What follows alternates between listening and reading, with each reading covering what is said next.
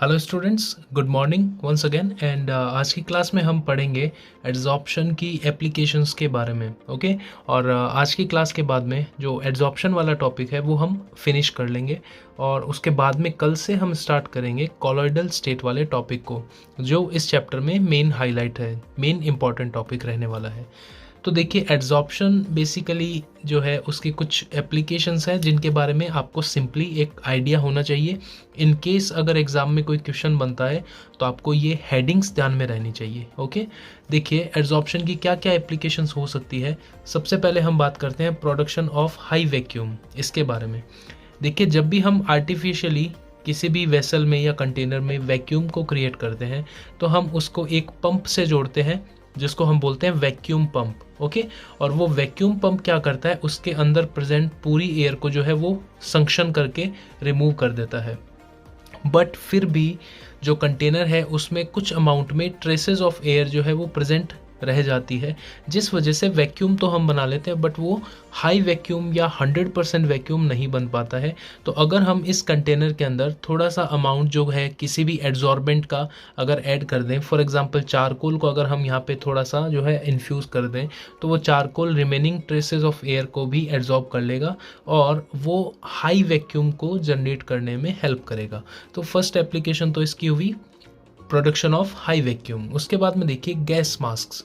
Gas mask क्या है, कई जो माइनिंग है और इन फील्ड में काम करने वाले जो एम्प्लॉयज़ हैं, जो वर्कर्स हैं, वहाँ पर जो है पॉइजनस गैसेस जो है वो रिलीज़ होती है। तो उनको पॉइजनस गैसेस से बचाने के लिए उनका जो मास्क होता है, उस मास्क के ऊपर कुछ ऐसे मटेरियल्स लगे रहते हैं जो उन गैस को एब्जॉर्ब कर लेते हैं। बेसिकली जो एक्टिवेटेड चारकोल है वो वहाँ पर जो है वो लगा रहता है।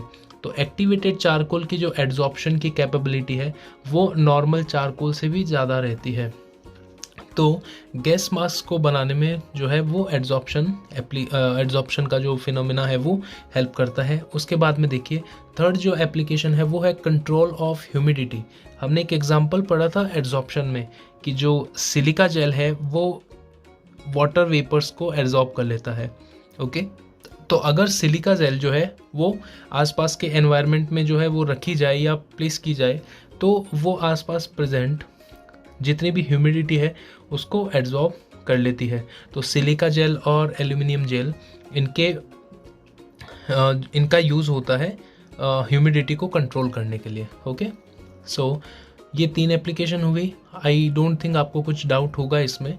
उसके बाद में देखिए नेक्स्ट एप्लीकेशन है removal of colouring matter from solutions.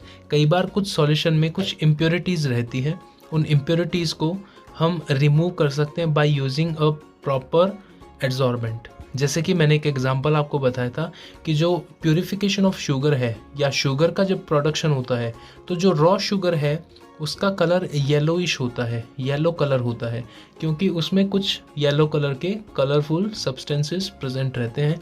But जो प्योरीफाइड शुगर हम काम में लेते हैं उसके क्रिस्टल जो है वो वाइट कलर के होते हैं। तो उसको येलो से वाइट कन्वर्ट करने के लिए एड्जॉर्बेंट का यूज़ किया जाता है, बेसिकली एनिमल चारकोल का। So animal charcoal is used to remove coloured impurities from the solutions. तो ये फोर्थ एप्लीकेशन हुई। उसके बाद में नेक्स्ट है हेट्रोजेनस कैटालिसिस। अब इसको थोड़ा सा आप समझिए, हेट्रोजेनस कैटालिसिस को आपको समझना थोड़ा सा ज़रूरी है। हालांकि ये टॉपिक जो है वो अभी हमारे सिलेबस का पार्ट नहीं है, फिर भी हम एक रिएक्शन पढ़ते थे, याद कीजिए, जिसमें एल्कीन को हम कन्वर्ट कर देते थे एल्केन्स में और वहाँ पर हम हाइड्रोजन गैस को यूज़ करते थे और साथ में कुछ मेटल भी हम यूज़ करते थे, फॉर एग्जांपल निकल। वेजिटेबल ऑयल से जो वेजिटेबल फैट आप बनाते थे वो रिएक्शन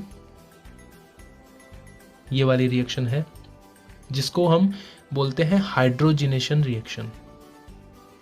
अब देखिए यहाँ पे जो निकल है वो सॉलिड स्टेट में है और निकल क्या करेगा, इस हाइड्रोजन गैस को अपने ऊपर एब्जॉर्ब करके रखेगा, जिस वजह से गैस की अप्रोच जो है वो रिएक्टेंट के थ्रू बढ़ जाती है।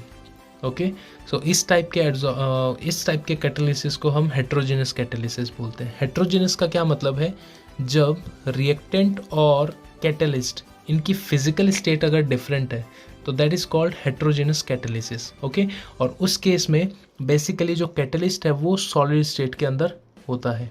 तो जितनी भी मेटल्स हैं ये गैसियस रिएक्टेंट्स को एब्जॉर्ब करके रिएक्शन को फास्ट करने में हेल्प करती है।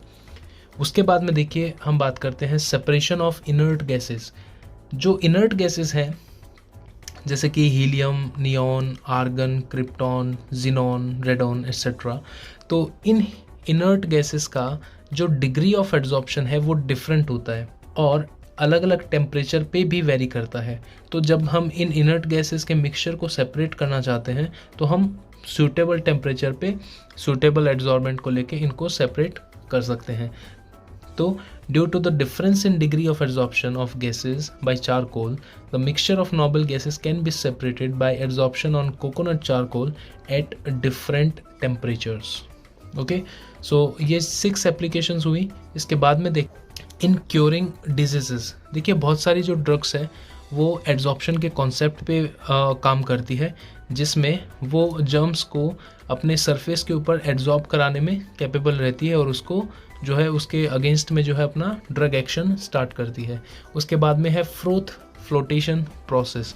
अब फ्रोथ फ्लोटेशन प्रोसेस जो है वो हम चैप्टर 6 में पढ़ते हैं, मेटलर्जी वाले चैप्टर में पढ़ते हैं, बट अभी करंटली ये चैप्टर हमारे सिलेबस का पार्ट नहीं है। फिर भी आप इतना समझ लीजिए, फ्रोथ फ्लोटेशन जो मेथड है उसमें हम सल्फाइड ओर को सेपरेट करते हैं। जो इम्प्योरिटीज़ रहती है सिलिका और अदर अर्थी एलिमेंट की इम्प्योरिटीज़ रहती है उससे, तो वहाँ पर हम पाइन ऑयल और फ्रोथिंग एजेंट को यूज़ करते हैं। तो एड्जॉर्प्शन के थ्रू जो सिलिका ओर है वो फ्रोथ के साथ जो है वो सरफेस पे आ जाता है। तो ये जो है 6 चैप्टर में हम पढ़ते हैं, but it's not the part of the syllabus now. उसके बाद में देखिए chromatographic analysis. Chromatography word I hope आप सभी ने सुना होगा और इससे रिलेटेड एक प्रैक्टिकल भी हमारे सिलेबस में है। क्रोमेटोग्राफी जो है वो भी कम्प्लीटली एड्जॉर्प्शन के कॉन्सेप्ट पे बेस्ड है। तो chromatographic analysis based on the phenomenon of adsorption is useful for separation of components in a mixture.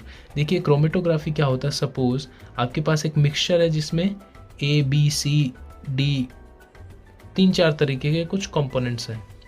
अब based depend on the type of the chromatographic technique, whether it is paper chromatography or thin layer chromatography or gas chromatography। हम जो है suppose paper chromatographic देख रहे हैं तो इसमें हम एक क्रोमेटोग्राफिक पेपर को डिप करके रखेंगे और कुछ टाइम के लिए इसको हम फ्री रखेंगे, होल्ड करेंगे, तो हम ये पाएंगे कि इस पेपर के ऊपर जो है अलग अलग कलर की स्ट्रिप्स बन जाती है। वो अलग अलग कलर की स्ट्रिप्स जो है वो basically component A, B, C और D के सेपरेशन की वजह से जो है वो बनी है, ठीक है।